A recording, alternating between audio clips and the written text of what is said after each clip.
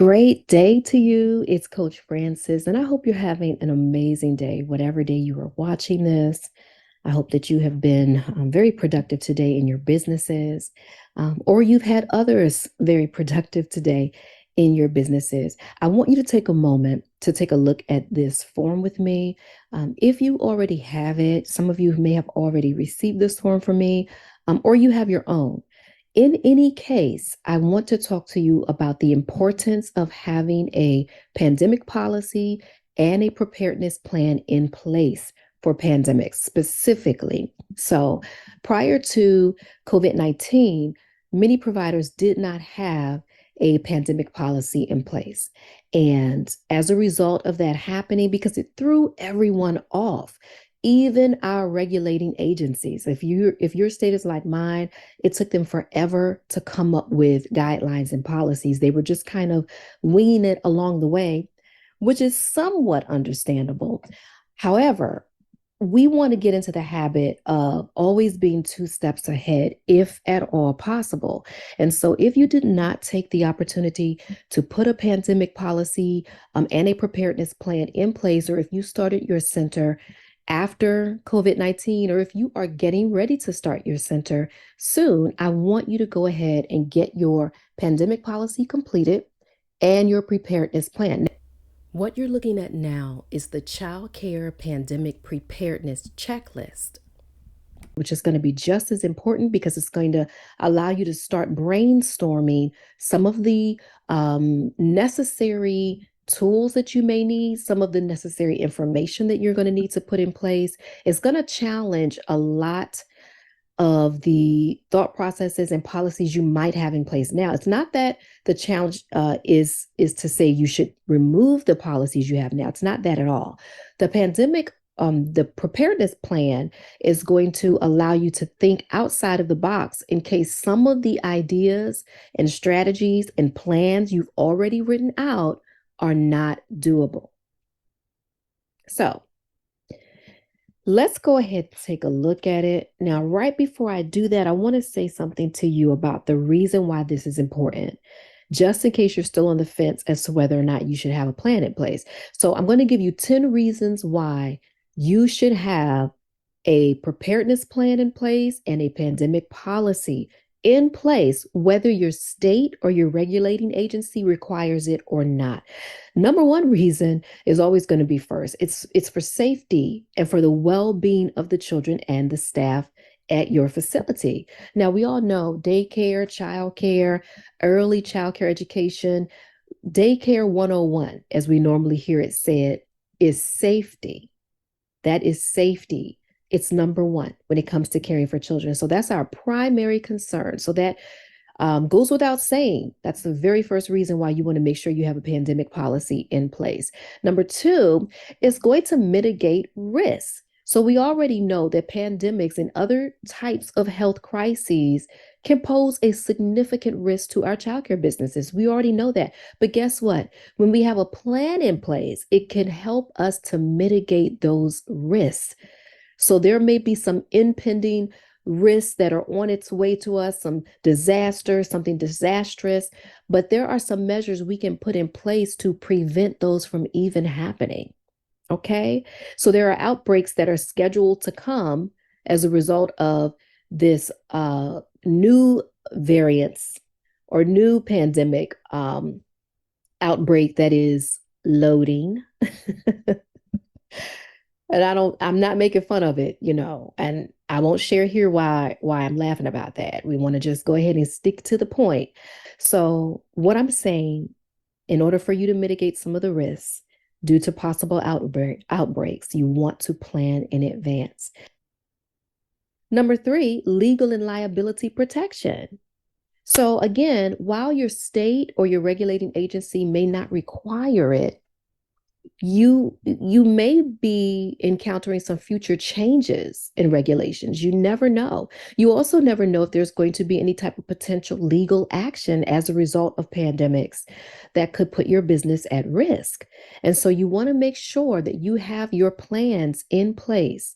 And so again, that was for legal and liability protection. Number four, community trust.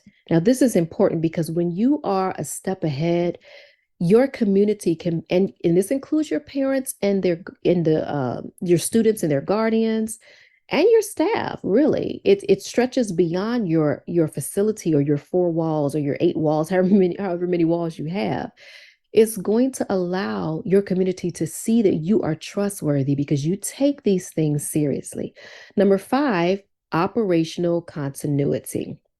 Now, this is important because we want to be well prepared in our childcare businesses in the likelihood that we won't be able to perform the way that we do now.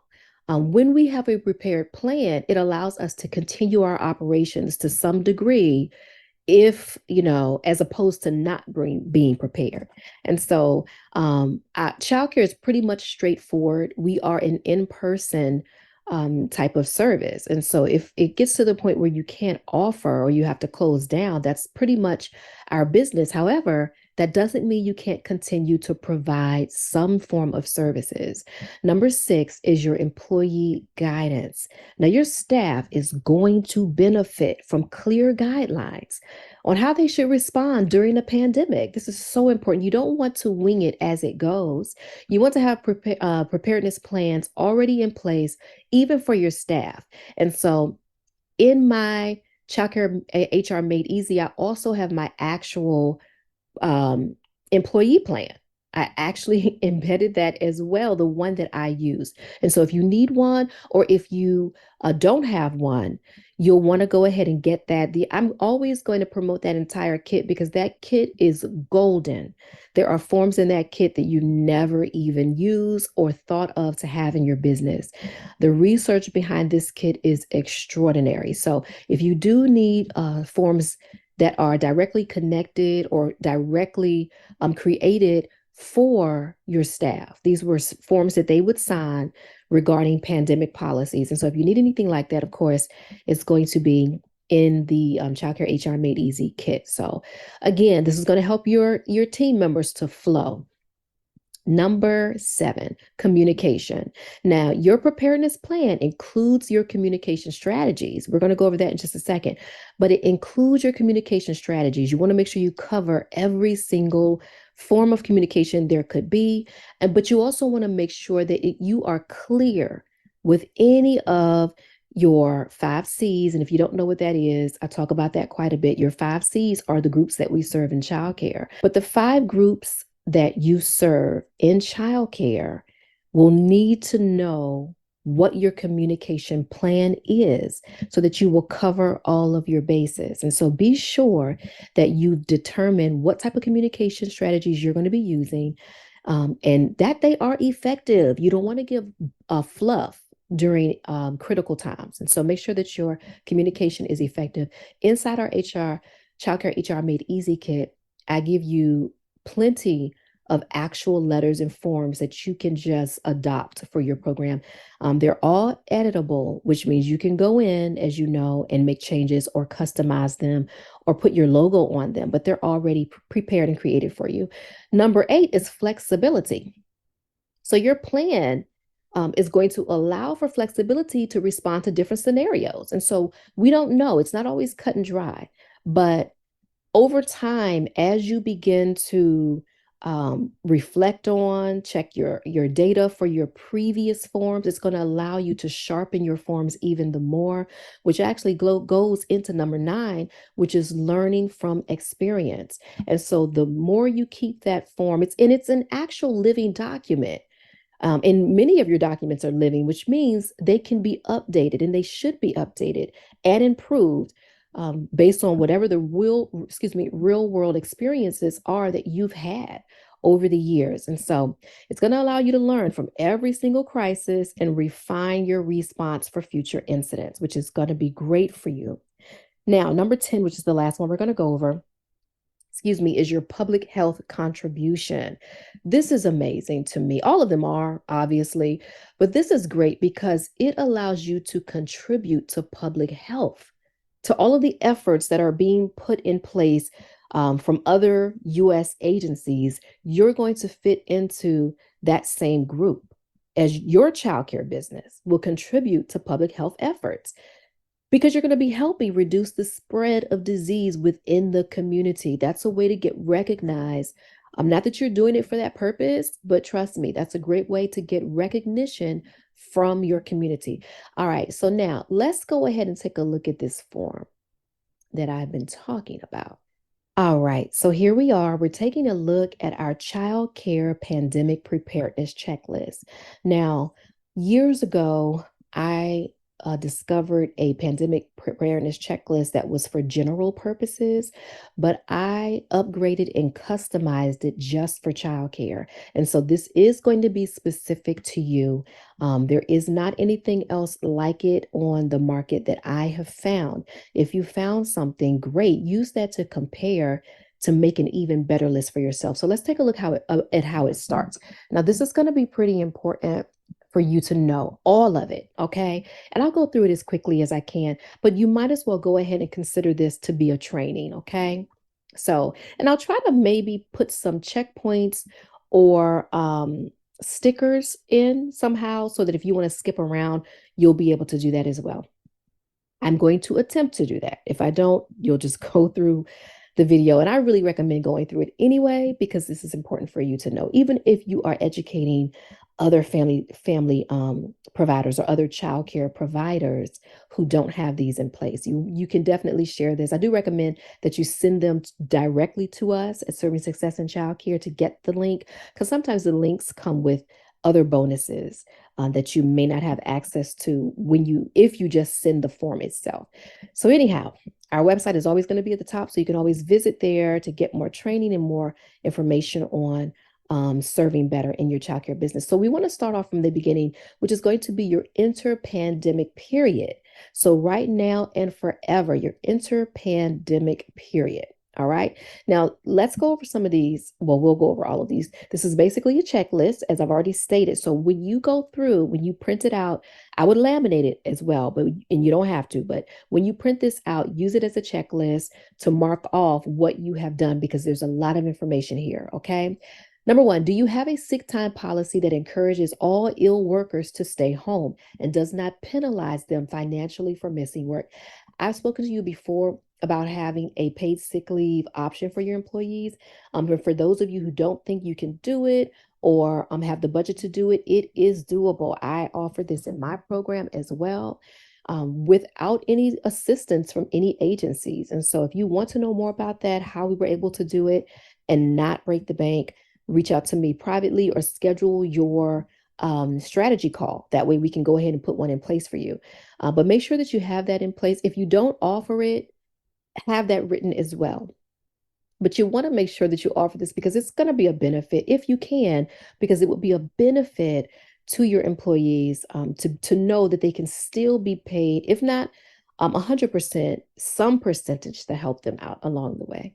Let's see. Number two, do you provide antiseptic hand cleansers in areas of your childcare business where it is not convenient to wash hands? Some of these that are completely self-explanatory, I'm not going to go over. Do you teach workers and students to cover coughs and sneezes and wash their hands at appropriate times? This is something we do irregardless to a pandemic.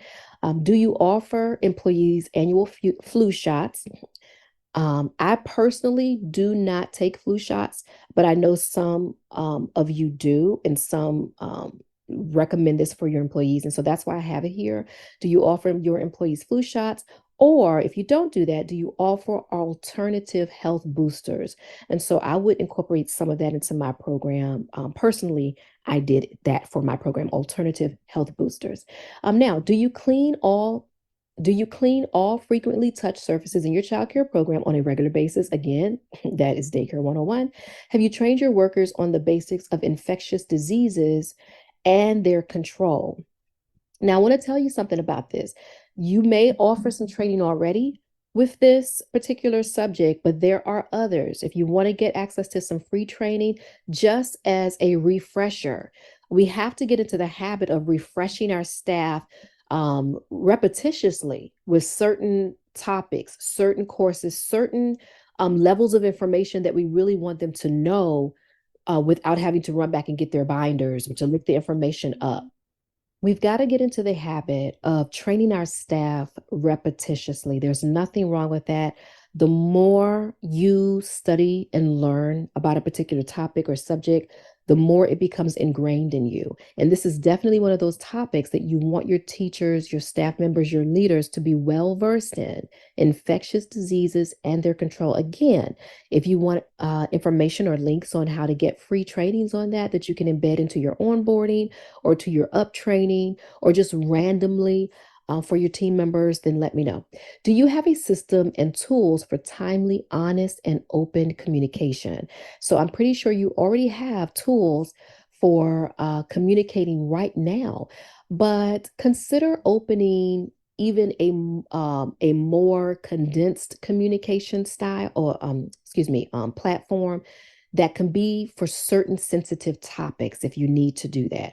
Sometimes the communication platforms that we use are convoluted with multiple things.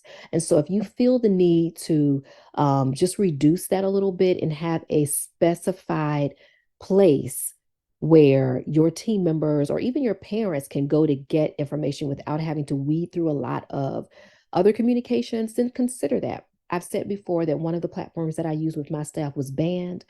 I loved it on BAND. It was great for what we used it for. Do you have succession planning and cross training policies so that no one employee is indispensable? This is so important. I cannot stress that enough.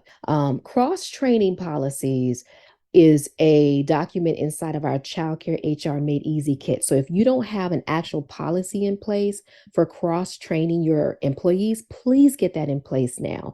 There are multiple times where you're going to need, and you may already know this, where you're going to need your employees or your team members to be flexible. There are times now, I know you can recall, where you had to take somebody out of the classroom to prepare lunch or a meal in the event of an unforeseen absence. And so, what I would recommend that you do, even though we know there are going to be times like that, you may have even told your staff members, hey, this is going to be necessary from time to time. For instance, I think I mentioned to you, even in our handbook at the center, one of the things that I embedded in the handbook was a place where staff members would know they are required to be flexible. It's a requirement. So, put it in writing, is all I'm saying. Cross training should be an actual training, not in the event that something happens, but ahead of time. So, again, that document can be found in our Child Care HR Made Easy kit. And let me move on to our next phase, which is planning for the pandemic. Number one, you want to assemble a team. Have you consulted with your partner, your licensing representative, your leadership team, your human resources department or specialist, and a health professional, whether it's internal or external, to develop a staged pandemic plan? Have you done that? Now, again, we have a plan directly in the Childcare HR Made Easy kit. All you have to do is download it, make any changes that you need to make to it before you actually print it out and present it to your licensing board or to your parents or whoever you would be sharing it with. Number two, assess the risks. Have you assessed the impacts of the stages of a pandemic, moderate or severe, on your people and processes? This is going to be where you find your hazard identification. Let me just jump in really quickly and tell you, normally there are 4 phases to a pandemic. That's going to be your pre-pandemic phase, your pandemic alert phase, your pandemic period, which is your mitigation phase, and lastly, your post-pandemic phase. You may see it worded differently in different places, but typically those would be the 4. And your post-pandemic phase is where you would be entering information about your recovery and evaluation. So I want to give you an example of what this means in just a moment. I'll come back to that. Let's continue on with our list. Have you assessed the risks to your people? Which of your employees may be at greater risk of acquiring viral illnesses due to their jobs, family circumstances, age, or health? This is where you would also consider aged or older employees as well and the risks to them. Next, have you assessed the risks to your processes? Which processes are more at risk of being shut down by public health? or crippled due to lack of key individuals or supplies or challenged by surging demand. So it's going to be important for you to think about that. This is the second page and the last page. Number three, set priorities. Have you prioritized the risk? Have you identified your most critical processes or services, which must continue at all costs? Have you identified your most critical support jobs, which must continue? Have you identified your least essential processes or jobs? Number four, protect people. Have you reassessed your interpandemic controls for protecting employees and students? Have you identified and planned ways to encourage social distancing? Do you have a process to restrict or screen entry to your premises by ill visitors, staff, and families? Have you identified appropriate usage of personal protective equipment and stockpiled supplies? Do you have a procedure to deal with an employee who becomes ill with the flu at work? Have you identified and communicated any necessary travel restrictions for staff? So I do want to pause just for a moment to tell you that that was something that was in our pandemic policy that we actually gave to our teachers to read and sign. So we did have travel restrictions during the heavy parts of the pandemic. Lastly, for number four, protect people. Have you planned for enhanced safety training for employees who may be transferred into unfamiliar jobs? Now, protect processes. Do you have a process for knowledge management so that key documents and information can be assessed when key individuals are absent? So this is when you're going to, remember earlier on, I was talking to you about the fact that you may have guidelines and policies in place right now, but a pandemic may sometimes cause you to rethink those policies, or you may need to switch over to your pandemic policies as it pertains to who key individuals are. So this will be a good time for you to go ahead and put that in writing prior to needing to make adjustments for processes. The next one says, have you made plans for shifting staff from less critical jobs to more critical areas in the event of a staff shortage or surging demands for some products or services? So this is going to be a great time for you to redo your ratios. Of course, we don't ever want to go outside of the states, but there are some times where you can make adjustments to them as long as they're within um, um, the required ratio for your particular state. You may find yourself lowering those requirements or lowering the ratio in order to maintain safety for your center or your school or your family day home. And so this will be a good time for you to actually write that out, draft some ideas that will be usable, and keep all of your drafts. Even if you decide to go with a final draft, keep them in case something changes and you need to revert back to them. Next, have you identified your key suppliers and developed contingency plans to ensure a continuation of supplies from them? And so think about who you get your supplies from now. Identify who your key suppliers are. Communicate with those companies, those corporations, to ensure that there aren't any changes. Always have some type of backup plan as well. Next, have you developed contingency plans with employees who would be affected by school closures? This is going to be important because we know you have staff members who adhere to other programs or who have children in school who will be affected. And so we want to make sure that we have these discussions ahead of time. Have you identified alternative working arrangements, such as virtual meetings, working from home, that might be used more frequently in a pandemic? I sort of touched on this earlier. As we know, our business is face to face, but again, if you develop your plans correctly, or if you maximize your plans, which would be a better way to say that, you can continue on offering services that may switch to a virtual platform. Next, have you put the necessary technology in place to accommodate the planned alternate working arrangements? So, for instance, if you have a key leader work from home, have you put the plans in place that will allow them to do so, such as internet service, such as tablets, computers, any other type of electronic technology or whatever they're going to need. Have you put those things in place?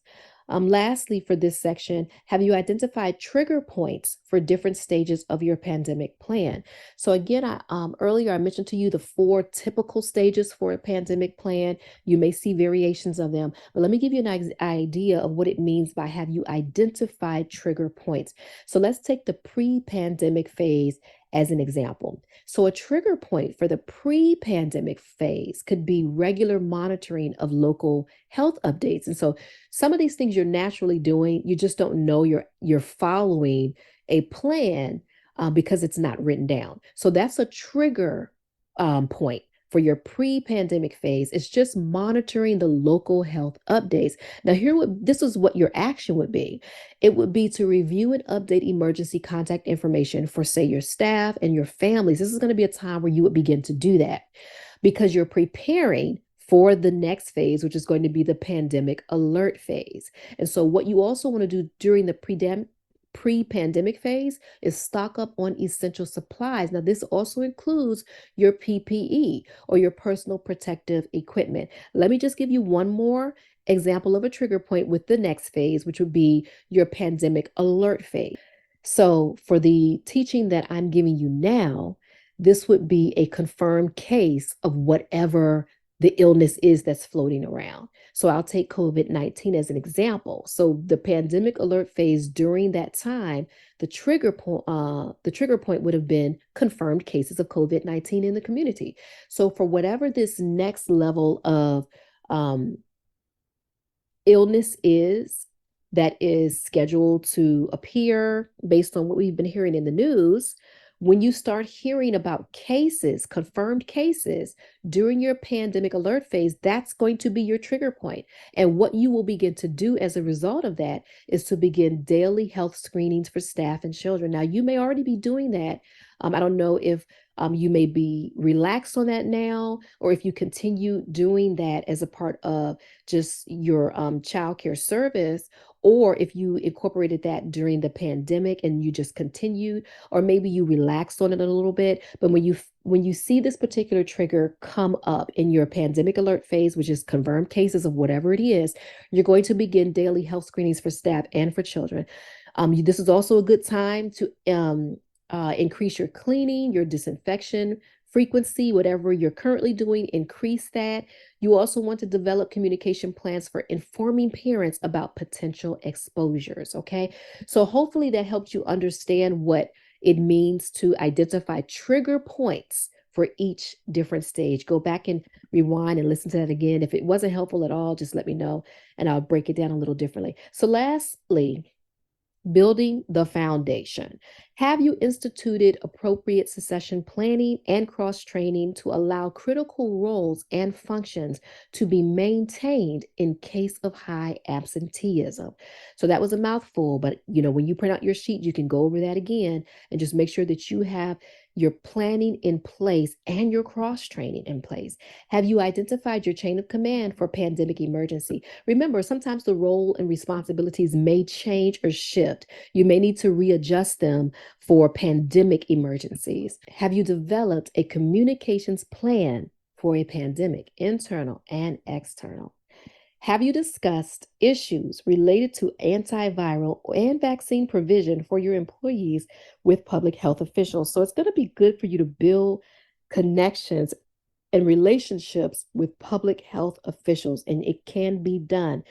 You just need to begin to research, send information, um, communicate, be in place when there are certain town hall meetings. There are a lot of ways that you could be in the know and not just wait for certain news reports. And so that is the end of our actual childcare pandemic preparedness checklist. Um, I hope that this was helpful for you, and I hope that you will take the opportunity to print it out, check off what you've done, begin to work on some of the things you heard are going to be necessary for your business, and it is going to help you to elevate your business and assist your community as well in preventing some of these diseases from spreading. So, anyway, hopefully, this has been helpful to you in all that you do today. Remember, serve well.